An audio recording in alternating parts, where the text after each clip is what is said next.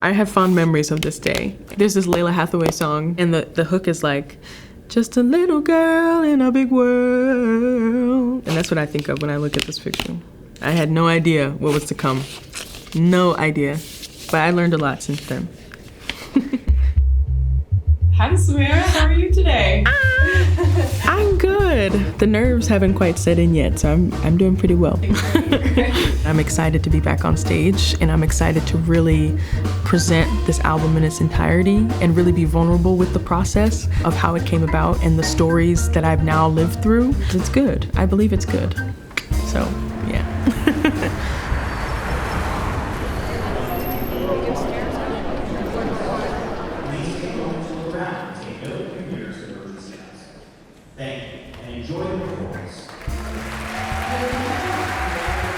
Each album is sort of a snapshot of where the artist or where I am at that given moment.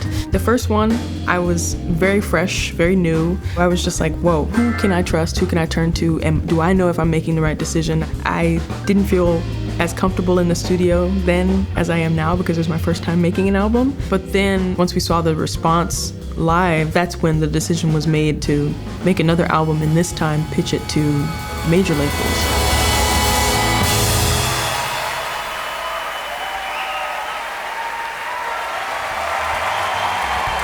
The second album, I had about a year of touring under my belt, and so I felt a little bit more confident in my song choices, but still a little hesitant. Then, of course, my world sort of exploded, and I felt like I had to make a decision about what I wanted to do going forward, trust myself and be confident in my choices creatively, because at the end of the day, I have to be happy with it. And now, from Linger a While to Portrait, I feel a little bit more autonomy. One kiss too far.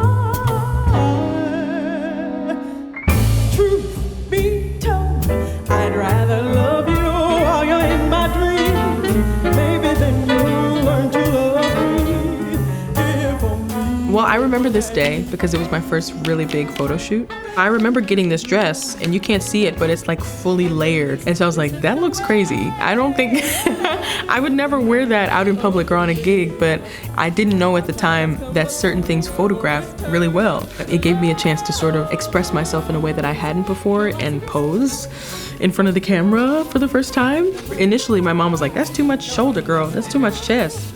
But it ended up working out okay.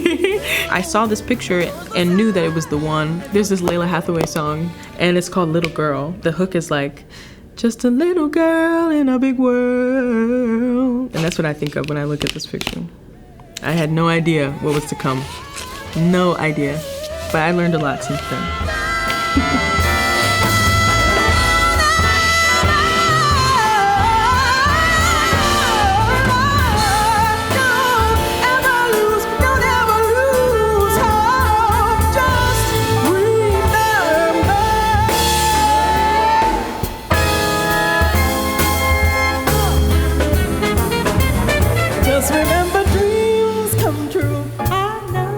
Jazz still feels new to me in a lot of ways, and I think that that's what attracted me to jazz in the first place. I was introduced to it when I was a freshman in college. So I knew I had a voice, but it needed to be developed and sort of shaped. I listened to gospel growing up, I listened to R&B, I listened to soul. It was all a part of me, but I had never listened to jazz intently. And so I just spent those 4 years. It was like a crash course on everything that I needed to know. Just listen and to just immerse myself in the sound of jazz and the sound of what it means to hear Ella sing versus a Betty Carter, what it means to hear musicians play and improvise over melodies. It's all still a learning process, and that's what I love about it. Even though I was new to jazz, I still felt like I could grow, and I still felt like there was ways for me to challenge myself. And then all of a sudden, I just kind of made a career out of it. Little things that mean so much.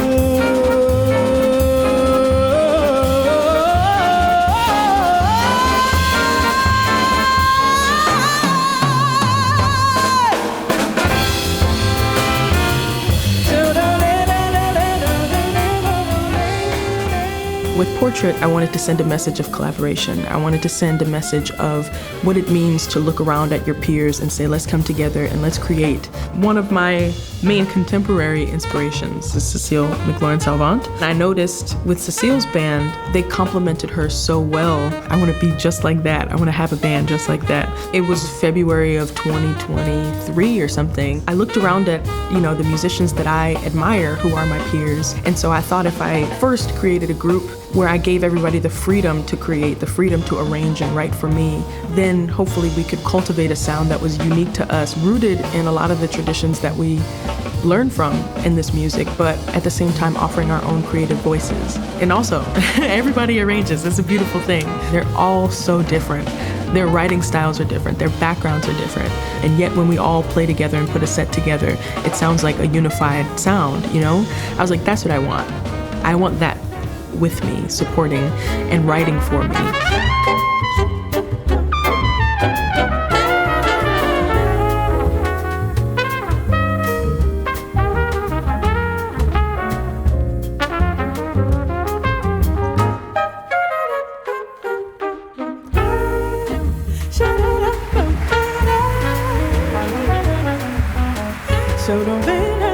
What you can hear on the album, I chose all of the repertoire, but I kind of assigned it to everybody, and there were no parameters, there were no boundaries. I just said, just do it, just arrange how you think this song should sound for me. I'm incredibly honored to get to play with them and have them be my support and also pushing me to grow.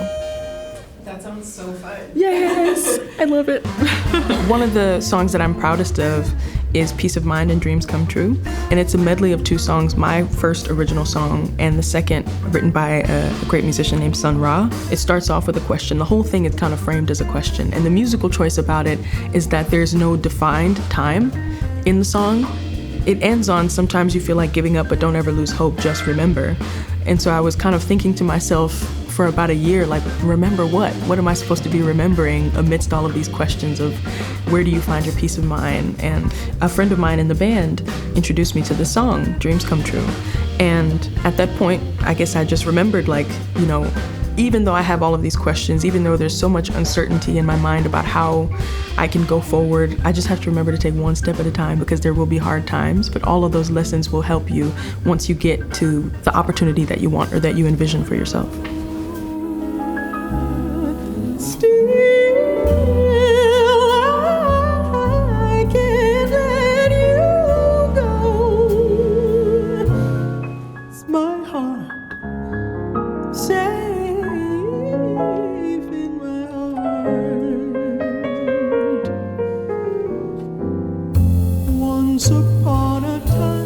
This was the first step of my independence because from the time we recorded the album until the time that this is released, I took care of everything. And so I had a photo shoot, and it was my first one pretty much since Linger a While, but I knew that I didn't want it to just be a photo. I was like, I've done that.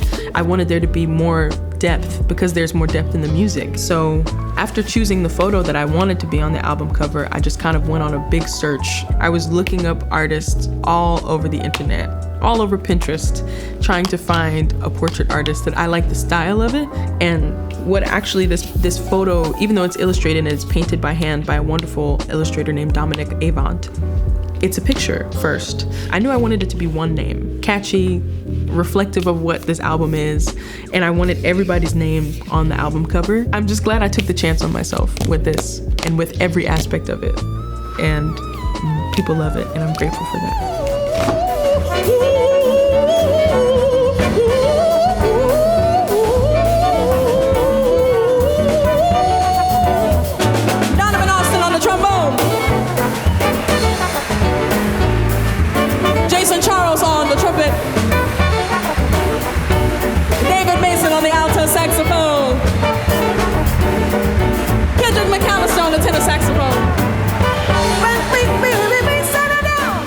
I'm excited for the future of jazz, I'll say, because I think we're committed to not just keeping tradition. We're committed to being true to ourselves and contributing to it. I see an admiration for what has come before. I see respect. I can hear influences. I want to, at all times, express integrity and express authenticity, the truest that I can be to myself. I like the idea that the me that you see on stage is the me that you would see if you see me walking down the street. So I hope that we continue to go down that path, because that's what the people who we learn from did. Even like Sarah Vaughan or like Dizzy Gillespie, you can see throughout the course of their lives the different eras they were in. They were playing with strings, they were exploring Afro-Cuban music and even singing the Beatles. They always were growing and never lost sight of who they were and what their core was made of, but they just continued adding on to themselves. That's what the future of it means, driven by the pursuit of wanting to know themselves more and craft their voice. It's important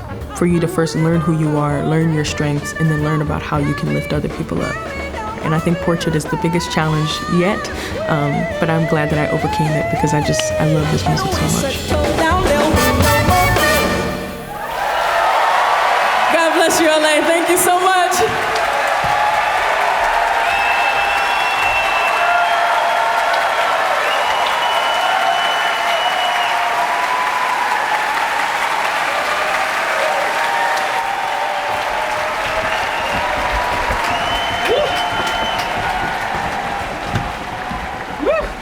That's how you do it. Oh my gosh. You did it. You did it. Good job. Great job. Great job. Pretty exhausting. Oh my God. But a good exhausting. It was a good exhausting. Like, Now we can sleep on the flight tomorrow. I know, right? Yeah.